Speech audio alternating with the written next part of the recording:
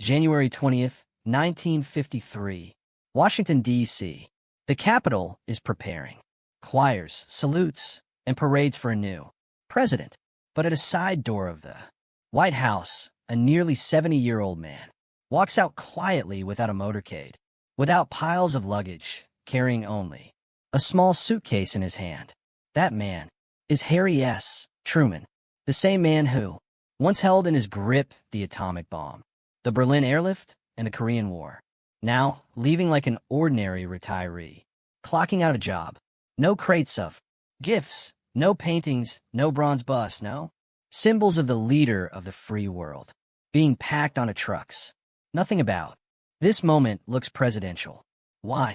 Why would the most powerful man on earth walk out of the White House with nothing more than a single suitcase?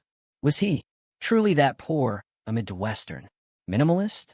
Or was this a deliberate statement, an unspoken message that power is not personal property to be carried home in an era of long motorcades, lifelong pensions, secret service protection, and million-dollar speaking tours? Truman chose to leave the stage like a man ending his shift. He didn't cling to the chair, didn't grasp the title, didn't bold onto the aura of Mr. President. He simply closed the door behind him, lifted his small suitcase, and disappeared into the gray winter of Washington. And at that moment, a larger question emerges. Was this just an old man going home, or a final wordless lesson about power, dignity, and knowing exactly when to walk away? Before we dive into today's story, let me say this clearly. From one ordinary American to another, I'm not here to argue, to preach, or to take a side. This video does not take sides, defend anyone, or attack anyone.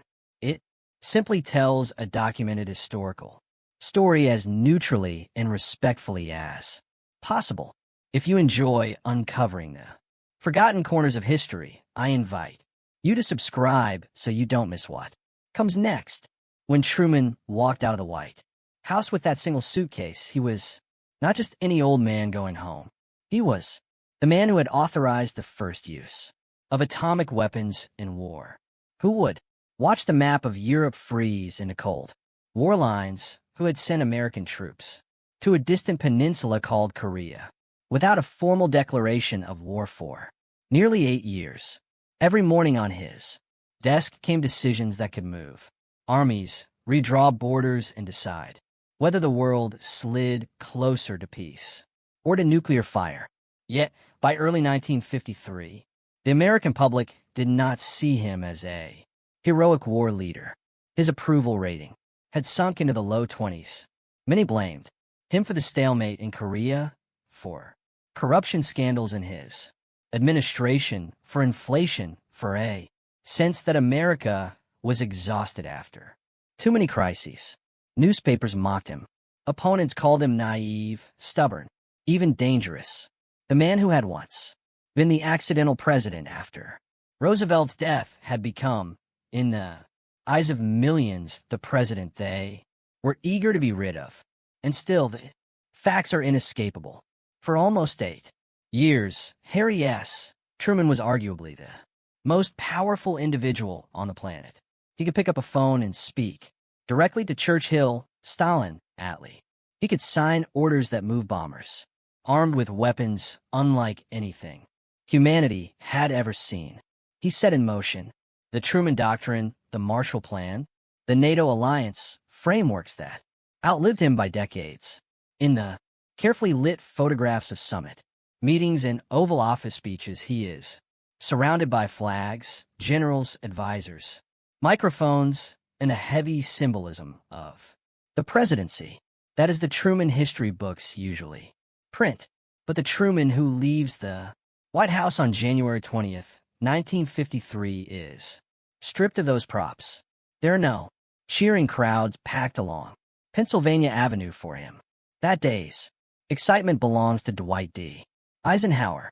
There are no banners with his name, no "Thank you, Mr. President" pageants. When he sits next to Eisenhower in the car heading to the inauguration, is as the outgoing man whose time is over, whose choices have angered as many as they have protected. Within hours, his official car, his staff, his aircraft, even the right to have people answer the phone with the White House will all belong to someone else. He knows it. The country knows it. And that is what makes the image so striking. A leader who wielded almost unimaginable authority, stepping into obscurity, without ceremony, almost without noise. The halo of power that once surrounded him does not follow him down the steps. It stays behind, attached not to the man, but to the office he has just given back. For a moment, set aside the image of the American presidency as we know it today, with security details lifelong, pensions, and lucrative book deals. In Truman's time, none of that was guaranteed. When he handed the office to Eisenhower, there was no such thing as a lifetime presidential salary. There was no automatic pension for former presidents. No law that said you've carried the burden of the free world. Now the country will carry you. Once you were out, you were simply out. Truman understood that very clearly. On paper, he left office as one of the most powerful men of the 20th century. In reality, he went home with modest savings, no business empire, and a small military pension from his service in World War I. That check meant for a former soldier, not a former commander-in-chief, was one of the few stable sources of income he could count on. There were no millions waiting in some secret fund, no financial safety net built into the job he had just given back. So, when you picture that single suitcase in his hand, it isn't just a poetic detail. It reflects a harsh, practical truth. Truman and his wife Bess were returning to Independence, Missouri, not as a royal couple retiring to a palace, but as an aging middle-class pair trying to live within their means.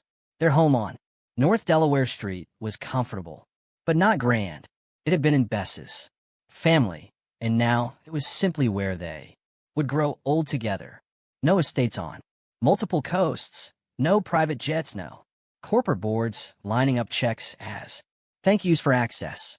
In financial terms, Harry and his retro Truman did not step down as a king at the end of his reign. He stepped down as what he had always been at heart, a small town man who had briefly been entrusted with enormous responsibility and then expected to go back to being ordinary.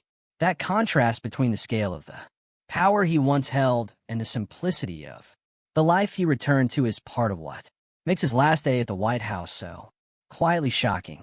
It forces us to ask, what does a man really own after he has borrowed the highest office in the land and then has to give all of it back? And that brings us back to the image that started this story, the man in his suitcase. When most of us imagine a leader leaving power, we picture something grand. Convoys of moving trucks, crates of gifts from foreign dignitaries, portraits, and statues, carefully wrapped and shipped away. But on Truman's last morning in the White House, there were no long lines of containers rumbling out of the gates. With his personal treasures, the furniture stayed, the paintings stayed, the chandeliers, carpets, and heavy curtains stayed.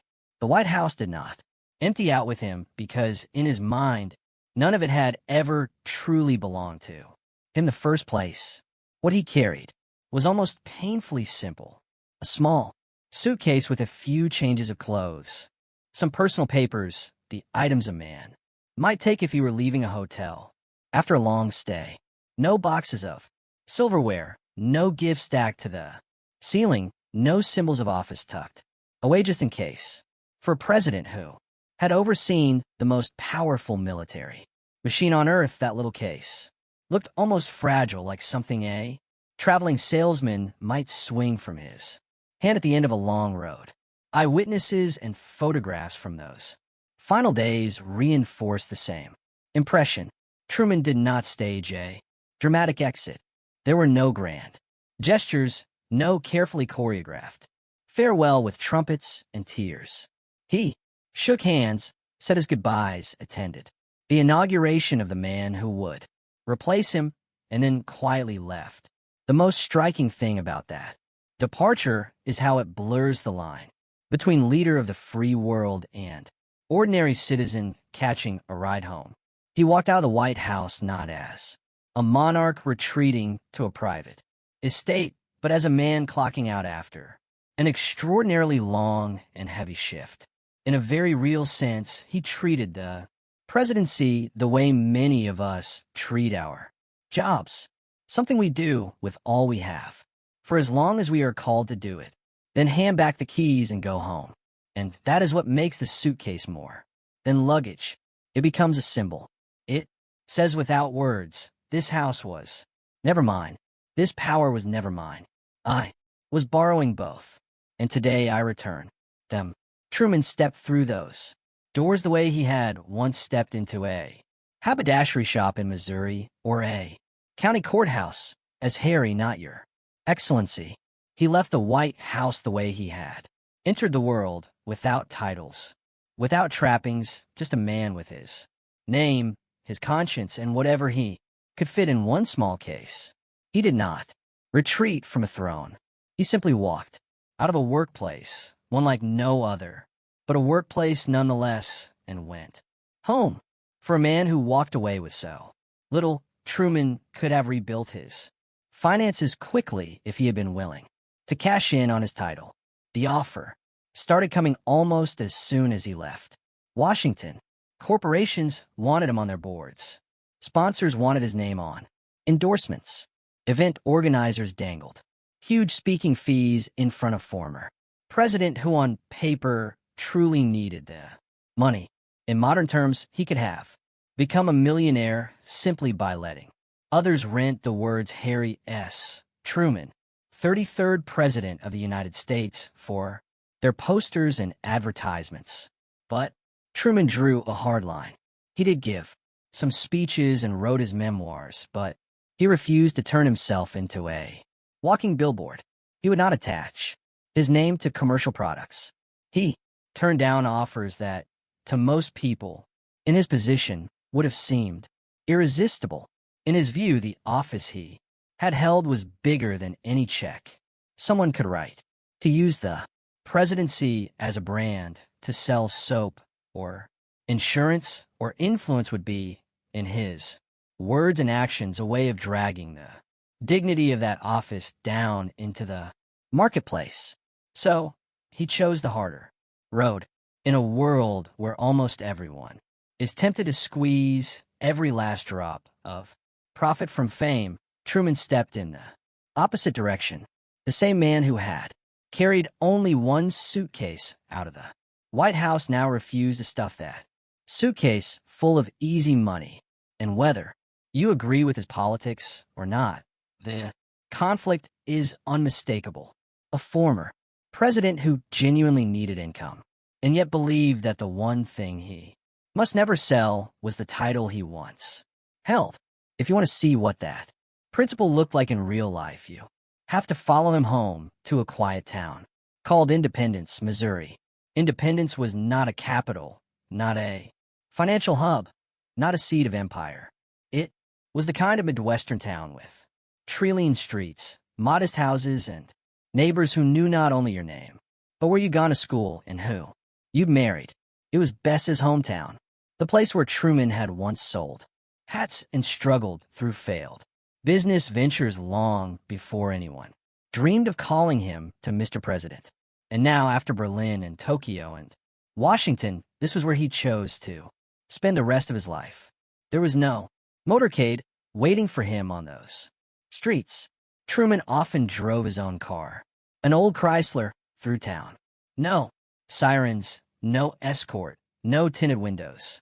People would see him at stoplights, hands on the wheel, Bess in the passenger seat, looking for all the world like any retired couple running errands. Sometimes he and Bess simply walked down the sidewalk to the town square, to the barber shop, to the drugstore. He'd hold the door for others, tip his hat, stop to chat. He did his own shopping. He stood in line at the bank. He went to the post office. Not as a VIP with staff handling his mail, but as a man checking his own box. Children on bicycles would wave. Adults would nod or call out, "Morning, Mr. Truman." It was almost absurd if you thought too hard about it. This was the same man who had once decided whether American troops would cross certain rivers, whether entire cities would be bombed or spared. Now he was comparing prices at the grocery counter. Neighbors later recalled that after a while the strangeness faded. Truman became part of the town's background rhythm. One local said he seemed like any other old man around here, except you couldn't quite forget he used to run a war. People might glance twice when they remembered the headlines he had once made, but then the conversation would slide back to the weather, the crops, the ball game, and Truman seemed to prefer it that way. He sat on his front porch, answered his own door, and wrote letters by hand at a simple desk. There were visitors, of course, curious travelers, political figures, historians, but the core of his days was routine, almost ordinary. In a century that kept manufacturing larger-than-life life legends, he drifted back intentionally into something smaller, a house on North Delaware Street, a wife he had loved since youth, a town that had known him before and after history chewed him up and spat him out. If the suitcase symbolized how little he took with him from the White House, independence showed how much he was willing to live without. No palace, no fortress, no court, just sidewalks, neighbors, and the quiet, stubborn dignity of a man who had been to the top of the mountain and decided in the end to come back down and live among everyone else. Of course, that quiet life and independence didn't mean the country loved him when he left. Far from it. When Truman stepped out of office, his approval ratings were among the lowest ever recorded for a sitting president. Many Americans were angry, exhausted, or simply fed up, especially over the grinding, bloody stalemate in Korea. To them, he was the man who had lost China, who had sent sons to fight in a war without a formal declaration, who seemed to have dragged the United States into an endless Cold War confrontation with the Soviet Union. Newspapers hammered him. Politicians ran away from his name. If you judged him only by the mood of 1952, 1953, you would have thought Truman was destined to be remembered as a failure. But history is not written in a single election year. As the decades passed, historians and the public began to look back with cooler eyes. They saw a man who had been willing to do something almost unthinkable in American politics. Fire a wildly popular general, Douglas MacArthur, rather than let the military dictate policy. They saw that he had supported the Marshall Plan, pouring aid into a shattered Europe to prevent both economic collapse and communist expansion. They saw that the Truman Doctrine, the early architecture of containment, and the resolve behind the Berlin airlift, which kept the city alive by air, rather than risk a third world war on the ground. You don't have to agree with every one of those decisions to recognize their weight. These were not symbolic acts. They shaped borders, alliances, and the balance of power for generations. And they were made by the same man who later stood in line at the bank and walked to the barber shop like any other retiree. That's where the image of the suitcase comes back into focus. Truman left the White House with very little to his name, no fortune, no estate, no golden parachute. In purely material terms, he stepped down closer to a small-town grandfather than to a retired emperor.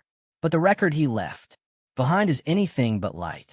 You could say he walked away with almost nothing in his hands, and yet with decisions heavy as stone on history's scale.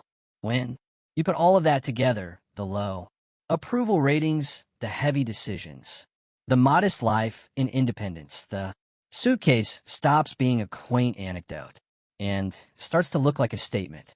Whether Truman intended it as such or not, it sends a clear message. The White House was never his house. It was a place he occupied for a time, a place where he held responsibilities on loan from the people, not property to be packed up and taken home. He did not strip the walls, roll up the carpets, or load trucks with gifts and memorabilia, as if he were clearing out a private residence. Almost everything stayed where it was, ready for the next occupant. That physical separation, leaving the trappings of the office behind, mirrors a deeper separation in his mind between what belonged to the presidency and what belonged to Harry Truman as a man. The job had given him power, aircraft, guards, and global attention. But when the job ended, those things did not, and in his view, should not follow him. In that sense, the small suitcase becomes a symbol of something larger. The idea that power is borrowed, not owned. A president signs orders, meets world leaders, makes choices that echo for generations. But the authority to do those things is temporary. It does not fuse with the person's soul. It does not convert into a private asset to be traded, hoarded, or sold after the term is over. Truman's exit, stripped of display and excess, quietly underlines that truth, and it leaves us with a broader reflection about leadership itself. We often measure leaders by how forcefully they seize power, how long they hold it, how loudly they dominate the stage. But maybe there's another measure, quieter, harder to see in the moment. Perhaps the true test of a leader's character is not only how they rule, but how they walk away once their time is up. Truman's little suitcase swinging at his side as he stepped out of the most powerful house in the world suggests a simple, unsettling idea. The greatest strength a leader can show may be the ability to let go. And in the end, that may be why this small, almost quiet story lingers long after the headlines of his presidency have faded. The arguments about Truman's decisions will go on, about Korea, about the bomb, about containment in the Cold War. Historians will keep debating whether he was too tough, not tough enough, too bold, too cautious. Politics can argue forever, but the image of an outgoing president going home with a single suitcase cuts through a lot of that noise. It's not a theory or an opinion. It's a concrete human detail. A man who once had the power to order armies, now waiting at a train station, now walking through his old neighborhood, now living in a house that looks a lot like the houses many of us grew up in. No line of armored cars, no personal fortune built on the office, just a former president and his wife trying to live out there, remaining years in relative simplicity, in a world where power is so often wrapped in privilege, where titles come with motorcades, security walls, special lines, and lifetime perks. It's hard not to pause at that contrast. How do you measure a leader like that? By the controversies that surrounded him, by the polls that sank as war dragged on, or also in part by the way he accepted the end of his time in the spotlight, without clinging, without hoarding, without turning his office into a product to be sold. I'm not asking you to admire him. I'm not asking you to forgive or condemn his choices. I'm asking something simpler. In a world where power almost always travels with privilege, how do you judge a president who leaves office nearly empty-handed? Does that change the way you see him? Just a little? Does it affect how you think about leadership, responsibility, and what people owe the offices they hold? If these kinds of quiet, true details about leaders and their choices make you think, even if you disagree, I'd be honored if you'd subscribe so you don't miss the next story hidden in the margins of World War II and the early Cold War. This channel exists to bring back those small moments that reveal something deeper about the people who shaped history, the gestures, habits, and decisions that rarely make it into the textbooks. And I'd love to hear from you if you could stand next to Harry S. Truman on the day he left the White House with that one small suitcase in his hand and ask him just one question. What would you ask? Tell me in the comments below.